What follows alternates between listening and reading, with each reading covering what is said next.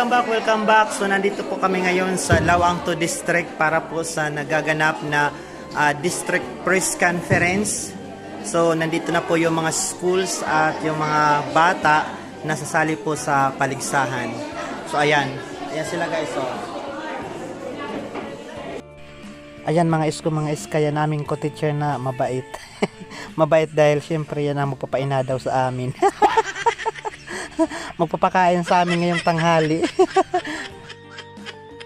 Ang aralang pinagkaiba, ang sport and news writing, ang aralang pinagkaiba is because ang sports writing, mayaon siya jargons. Specific jargons or sports lingo. Basketball is not similar to volleyball. The word spikes. Saan ginagamit ang spikes?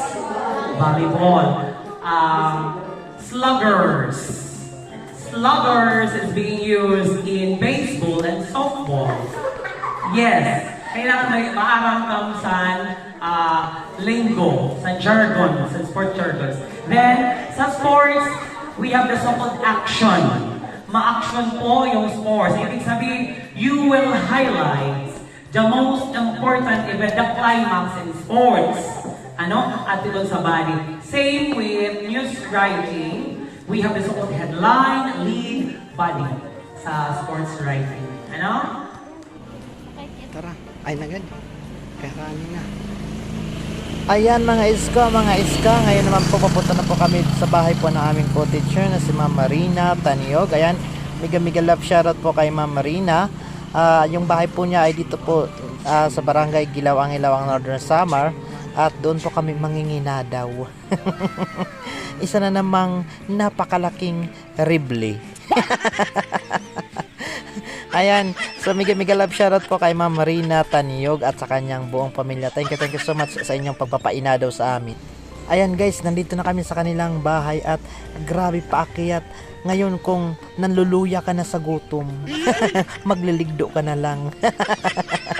Ayan, yung bahay po nila ay nandito po sa iskinitang ito, sa dulo po sa taas ay bahay na po nila. Maganda po yung kanilang bahay at syempre lalong maganda po yung kanilang ipapakain sa amin. Ayan, nandito na po tayo.